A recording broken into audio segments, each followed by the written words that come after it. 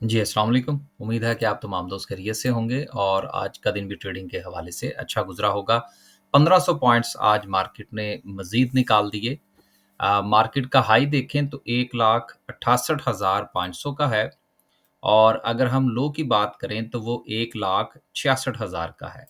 So in between अगर हम देखें तो आज भी मार्केट से तकरीबन-तकरीबन कोई 2500 पॉइंट्स जो हैं, वो हमें प्रॉफ़िट टेकिंग का शिकार होते हुए नज़र आ रहे हैं। लोग जो हैं वो प्रॉफ़िट टेकिंग कर रहे हैं जी, 1,70,000 के ऊपर लोगों ने बहुत प्रॉफ़िट टेकिंग की है और प्रॉफ़िट टेकिंग का सिलसिला जो है वो जारी है। अब जो आम इन्वेस्टर है या आम ट्रेडर है, वो यकीनन इससे पैनिक होगा, लॉस बुक करने की कोशिश करेगा। फिर जैसे ही मार्केट थोड़ा-सा रिवर्स करने की कोशिश करेगी, वो समझेगा कि शायद रिवर्सल आ गया, वो फिर दोबारा से ऊपर बाय करने की कोशिश करेगा। तो स्ट्रैटेजी से जो लोग हटकर काम कर रहे हैं, वो यकीनन बहुत ज़्यादा पोज़ीशन काटेंगे भी और नई भी बनाएँगे। तो बेहतर ये है कि अगर आप इन्वेस्टर की कोई किसी भी किस्म की स्ट्रैटेजी के साथ मुंसलिक हैं, तो उसको फ़ॉलो ज़रूर करें। अगर आप बहुत लॉन्ग टर्म होल्डिंग की स्ट्रैटेजी पर हैं, तो उसको फ़ॉलो करें। अगर आप साथ-साथ प्रॉफ़िट टेकिंग की स्ट्रैटेजी पर हैं, तो उसको फ़ॉलो करें। फिर इंशाल्लाह आपको नुकसान कम और फ़ायदा जो है, वो इंशाल्लाह ज़्यादा होगा। अब ये मैं क्यों कह रहा हूँ? ये मैं एक छोटी-सी बात आपके साथ शेयर करना चाह रहा था। हमारा चूँकि इन्वेस्टमेंट का भी ग्रुप है और इन्वेस्टमेंट का जो ग्रुप है, उसमें हमारी जो अपडेट्स होती हैं, वो होती हैं वीकली बेसिस पर, वो हर रोज़ नहीं होती। तो ये जो लास्ट संडे गुज़रा है, क्योंकि एवरी संडे जो है वो हमारी अपडेट्स होती हैं, तो उसमें मैंने ये दोस्तों के साथ गुज़ारिश की थी कि मार्केट जो है वो 1,70,000 के लेवल पर है और किसी भी वक़्त पॉइंट निकल सकते हैं। और पॉइंट निकलने की सूरत में कुछ स्टॉक्स को हम इंशाल्लाह बायबैक भी करेंगे। और अभी भी जो है वो कुछ स्टॉक्स के हवाले से हमने बायबैक का रिकमेंड कर दिया था। लेकिन साथ में हमने ये भी मेंशन कर दिया था कि अभी तक जो है वो मार्केट ने इन्वेस्टर का टेस्ट नहीं लिया। इसलिए साथ-साथ जो है वो प्रॉफ़िट बुक किया करें। मकसद क्या है? कि हमारी जो स्ट्रैटेजी है इवन के इन्वेस्टमेंट के हवाले से वो ये नहीं है, इससे य जो लोग हमारा कोई ग्रुप जॉइन करना चाहते हैं उनको फ़ायदा होगा कि हमारी इन्वेस्टमेंट में भी ये स्ट्रैटेजी नहीं है कि आप शेयर खरीदें और उसको लेके भूल जाएँ। नहीं, बिल्कुल ऐसा नहीं है। हमारी इन्वेस्टमेंट में भी गो के हम तकरीबन-तकरीबन 99% उन स्टॉक्स में इन्वेस्टमेंट की काम करने की कोशिश करते हैं, जो डिविडेंड पेइंग हैं। लेकिन उसमें भी हमारा बाइंग के बाद जो है वो प्रॉफ़िट टेकिंग के लेवल्स होते हैं, कि भई शेयर इस लेवल पर जाए तो आपने प्रॉफ़िट टेकिंग करनी है, फिर इसके बाद इस लेवल पर जाए तो आपने प्रॉफ़िट टेकिंग करनी है। ताकि आपके पास जो सर्कुलेशन ऑफ मनी है, जब तक वो आपका सर्कल जारी रहेगा, एक तो आपका कॉन्फिडेंस बहाल रहेगा और दूसरा अब जिस तरह से अब जो है वो मार्केट ने 2 दिन के अंदर जो है वो तकरीबन-तकरीबन 3000 पॉइंट्स निकाल दिए हैं, तो बंदा फिर पैनिक नहीं होता और आपके पास बाय बैक की अपॉर्च्युनिटी बनती रहती है। तो ये हमारी स्ट्रैटेजी है। हमारा कोई भी टारगेट जो है वो साल, डेढ़ साल का, 3 साल का या 20 साल का नहीं होता। हम लेवल्स के मुताबिक चलते हैं कि भाई ये लेवल अचीव हो जाएगा तो प्रॉफिट टेकिंग हमें करनी चाहिए। बात करने का मकसद ये है बेसिकली कि अब जो सिचुएशन है इसमें लोग पैनिक हो रहे हैं। तो पैनिक होने से बचें, अपनी स्ट्रैटेजी को क्लियर करें और फिर उसके ऊपर अमल करें, इंशाल्लाह आपको नुकसान नहीं होगा। 1600 पॉइंट्स की कमी के साथ अगर हम सर्किट ब्रेकर की बात करें तो माशाल्लाह से आज भी जी बहार लगी हुई है। 20 कंपनीज़ जो हैं वो अपर कैप में हैं, हमारे हाथ कोई नहीं आई जी आज। एफएनएल जो थी वो कल की थी हमारे पास। ये कल ही आपके साथ जो था वो ज़िक्र हो गया था। इसके एग्ज़िट लेवल मैंने दोस्तों से शेयर कर दिए थे। उसके साथ पेस था, पेस भी हमारी कल की बाइंग थी और ये अपर कैप हुआ और इसके भी एग्ज़िट लेवल जो हैं वो आज दोस्तों के साथ शेयर कर दिए जाएँगे। बाकी कोई नया शेयर जो है जी वो हमारे हाथ नहीं आया, बल्कि आज तो हमने कुर्बानी दी है। कुर्बानी समझते हैं ना? स्टॉप लॉस दिया है भई। स्टॉप लॉस के बगैर हम काम नहीं करते।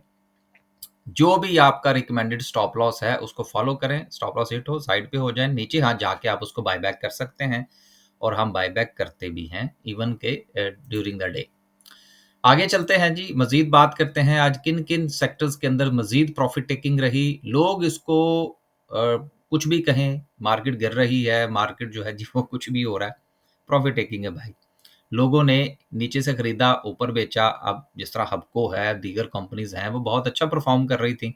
अब वक़्त है उसमें प्रॉफ़िट टेकिंग करने का। सेक्टर वाइज़ बात करें तो आज सबसे ज़्यादा ऑयल एंड गैस 431 पॉइंट्स के साथ नीचे रहा, उसके साथ सीमेंट सेक्टर, फिर पावर जनरेशन, इन्वेस्टमेंट बैंक। अब देखिए सीमेंट के अंदर हम लकी को लेकर चल रहे थे। कल अगर मुझे वक़्त लिगा मिला तो वो इसकी इन्वेस्टमेंट की कॉल मैं आपके साथ शेयर करने की कोशिश करूँगा। तो उसमें हमने क्लियरली मेंशन कर दिया था कि भई आपने इसमें बायबैक नहीं करना। जो प्रॉफ़िट टेकिंग के लेवल्स हैं उसके ऊपर जब शेयर्स वो जाए तो आपने उसमें बस मुतलका लेवल के ऊपर जो है वो आपने प्रॉफ़िट टेकिंग करनी है, उसको बायबैक नहीं करना। सो हमारी स्ट्रैटेजी है, गलत भी हो सकती है। इसके बाद पावर जनरेशन है, फिर इन्वेस्टमेंट बैंक्स हैं, देन उसके बाद फिर छोटे सेक्टर्स जो हैं वो बड़े सेक्टर्स को फ़ॉलो करते हुए छोटे थोड़े-थोड़े से पॉइंट्स जो हैं वो निकालते हुए नज़र आ रहे हैं।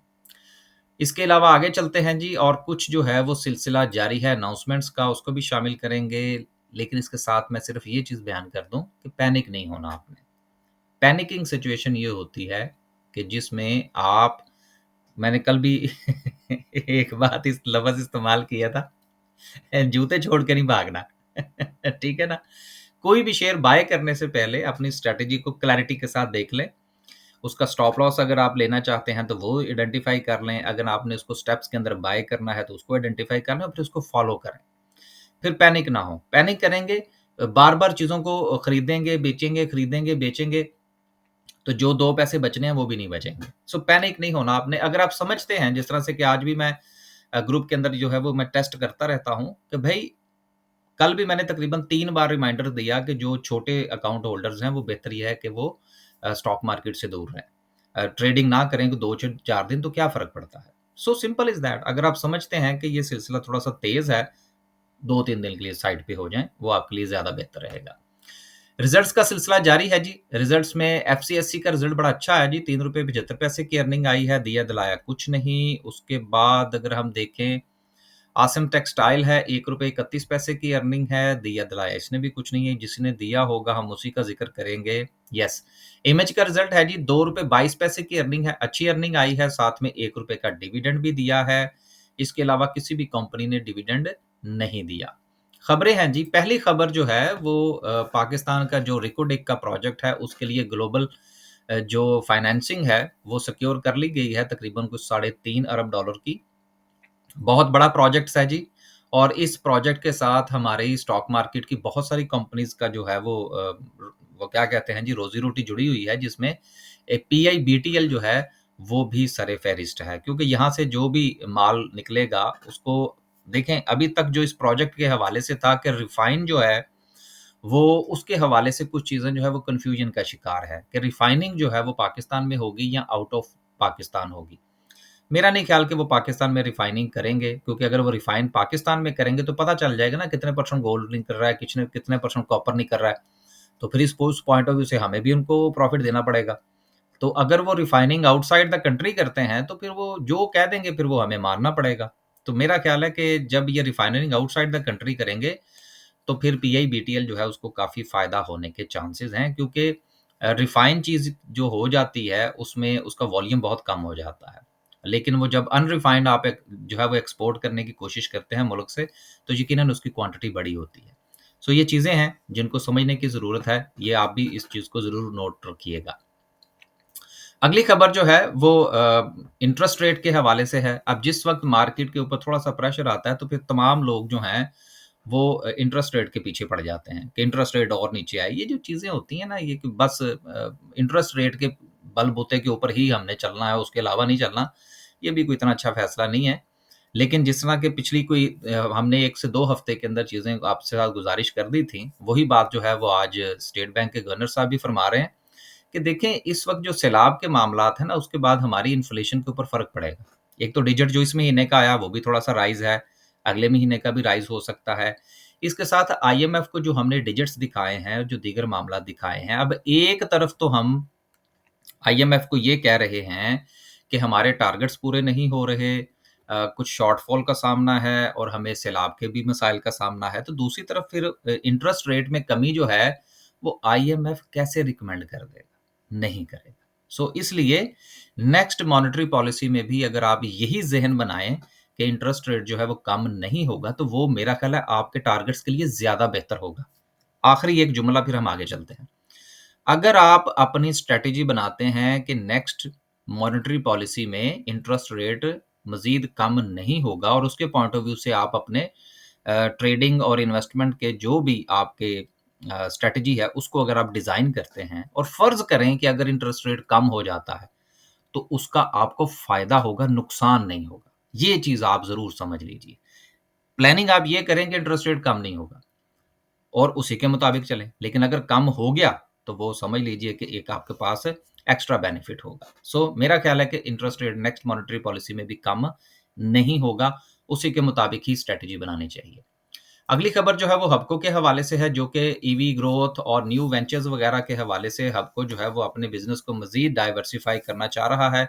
इसके हवाले से और भी बहुत सारी बातें हो चुकी हैं। ये सिर्फ़ खबर जो है वो दोबारा वो क्या कहते हैं शर्तिया नए प्रिंटों के साथ शाया की गई है, कोई नई बात नहीं है इसमें। आखिरी जो है वो ये है कि आईएमएफ जो है उसने ज़ोर दिया है कि टैक्सेस जो हैं वो फर्टिलाइज़र और पेस्टिसाइड्स वगैरह जो हैं उनके ऊपर जो है वो लगाया जाए ताकि रेवेन्यू का जो शॉर्टफॉल है उसको कम किया जाए। मुझे बहरहाल इन दोनों के ऊपर जो है वो टैक्सेस लगता हुआ नज़र नहीं आ रहा। वजह क्या है? वजह ये है कि हमारी एग्रीकल्चर तो मुतासिर हुई है सैलाब से। तो अगर हम तो चाह रहे हैं कि एग्रीकल्चर से रिलेटेड जितनी भी चीज़ें हैं, उनके ऊपर टैक्स कम किया जाए, इवन कि उनके बिजली के बिल भी माफ़ किए जाएँ।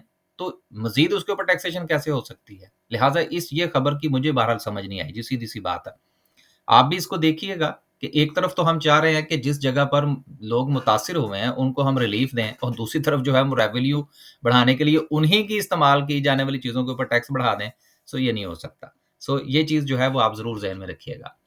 आखिर में डिस्कस करते हैं जी आज की कैंडल को। कैंडल के हवाले से पहले जो कल हमने आपसे गुज़ारिश की थी, वो क्या थी उस पर बात कल हमने आपसे गुज़ारिश ये थी की थी कि मार्केट के पास जो इन बिटवीन द लेवल्स जो नई रेजिस्टेंस बन रही है, वो तकरीबन कोई 1,68,000 का ज़ोन है। ये कल की ब्लू कलर की लाइन हमने लगा रखी है। सो आज आप देख सकते हैं कि मार्केट ने इसको 2 बार जो है वो टेस्ट करने की कोशिश की है, लेकिन इसको मार्केट जो है वो ब्रेक नहीं कर पाई और कानून ये कहता है कि और ये मार्केट की ड्यूरिंग द डे जो थी, ये वाली सपोर्ट थी।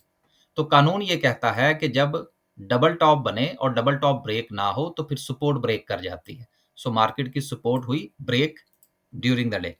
लेकिन हमने जो लेवल आइडेंटिफाई कर रखा था उसको मार्केट ब्रेक नहीं कर पाई। एनालिसिस के अंदर जो आप लेवल आइडेंटिफाई करते हैं और हमने ये जितने भी लेवल्स आपके साथ डिस्कस किए हुए हैं गुज़िश्ता काफ़ी अरसे से ये सारे आपके सामने इसमें से कोई लेवल हमने चेंज नहीं किया। और सब के सब ऐसे लेवल हैं जहाँ पर मार्केट अपना कुछ ना कुछ रिस्पॉन्स देती रही है। तो अगर फ़र्ज़ करें कल को अगर कोई मार्केट हमारे लेवल को जो है वो रिस्पेक्ट नहीं भी करती, तो कोई मसला नहीं है यार जो एनालिसिस की जो रेशियो होती है ना, वो अराउंड कोई 80% होती है।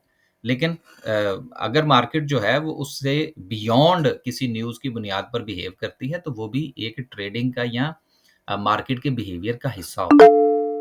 ये नहीं हो सकता कि आपके 100/100 नंबर आएँ। सो इस वक़्त जो है वो मार्केट चूँकि ना सिर्फ़ कि अपनी रेज़िस्टेंस को ब्रेक करने में नाकाम रही है, बल्कि मार्केट ने अपनी सपोर्ट को ब्रेक कर दिया है, जो कि 167,000 का ज़ोन बनता है। अगेन अब जो सपोर्ट थी, वो अब आपकी रेज़िस्टेंस बनेगी और नेक्स्ट मार्केट के पास जो इन बिटवीन जो आपके पास जो सपोर्ट नई बन सकती है, मुमकिना तौर पर वो आपका 1,65,500 का ज़ोन बनता है, जो कि 1,65,000 से तकरीबन कोई 1,65,500 से 1,66,000 तक का ज़ोन बन सकता है। ये मार्केट के पास नई सपोर्ट कल बन सकती है, लेकिन इस सपोर्ट की इतनी अहमियत नहीं होगी। अहमियत होगी इस रेज़िस्टेंस की और इस सपोर्ट की जो कि 1,64,000 का लेवल बनता है। लिहाज़ा कल अगर मार्केट अपनी इस सपोर्ट को रिस्पेक्ट करती है और इस रेजिस्टेंस तक जाती है, तो इस रेजिस्टेंस के ब्रेक होने का इंतज़ार किया जाए ट्रेडिंग लेने के लिए। लेकिन अगर आप जो है वो बहुत तेज़ी से ट्रेड कर सकते हैं, तो फिर बेहतर ये है कि जैसे ही मार्केट इसको सपोर्ट ले, आप इसमें ट्रेडिंग लें, लेकिन आपका स्टॉप लॉस इसके नीचे होना चाहिए। क्योंकि कल भी मैंने आपसे ये गुज़ारिश की थी कि अगर ये रेजिस्टेंस ब्रेक नहीं होती, तो फिर मार्केट जो है वो अपनी सपोर्ट को तेज़ी से ब्रेक कर देगी। तो आप देख सकते हैं कि मार्केट की ये वाली जो मूव है, ये आपको पूरे दिन से ज़्यादा तेज़ नज़र आ रही है। सो ये टेक्निकली चीज़ें होती हैं। इस तरह से अगर कल जो है, वो मार्केट यहाँ पर सपोर्ट ले भी लेती है, तो फिर अगर ये रेजिस्टेंस ब्रेक ना हुई, तो फिर तेज़ी के साथ जो है ये सपोर्ट आपको ब्रेक होती हुई नज़र आ सकती है। सो बेहतर ये है कि कल का दिन आप वेट करें कि मार्केट जो है वो अपनी रेजिस्टेंस को ब्रेक करे। अगर वो नहीं करती तो आपका स्टॉप लॉस कम से कम जो है वो इस सपोर्ट के नीचे होना चाहिए, क्योंकि आखिरकार अगर मार्केट ने इसको ब्रेक ना किया तो फिर यहाँ पर आके मार्केट ठहरेगी।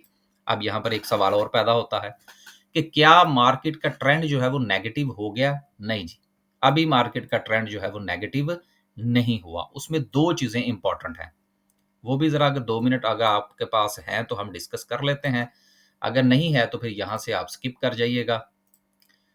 ये मार्केट के पास अब जो है वो डबल टॉप बनने के बाद ये सिचुएशन है मार्केट के पास, छोटे टाइम फ्रेम के ऊपर, राइट? लिहाज़ा हालात जो हैं वो अभी मार्केट इस तरह से भी परफॉर्म कर सकती है। तो इसलिए 2-3 चीज़ें जो हैं वो बड़ी अहम हैं। एक तो इस रेजिस्टेंस का टूटना, अगर मार्केट ये रेजिस्टेंस ब्रेक करती है तो देन ये वापस अपने ज़ोन में चली जाएगी।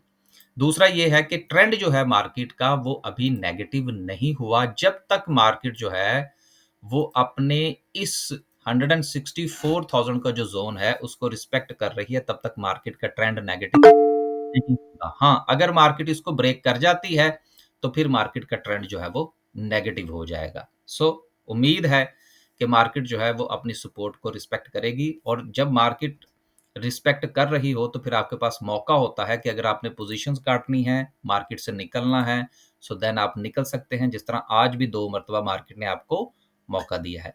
डिसीज़न आपने करना है कि मार्केट में किस तरह से काम किया जाए और किस तरह से आप कंफर्टेबल फ़ील करते हैं। बहुत शुक्रिया जी, इजाज़त दीजिए, खुश रहें, आबाद रहें। स्टॉक मार्केट इसी चीज़ का नाम है, ऊपर जाने और नीचे आने का।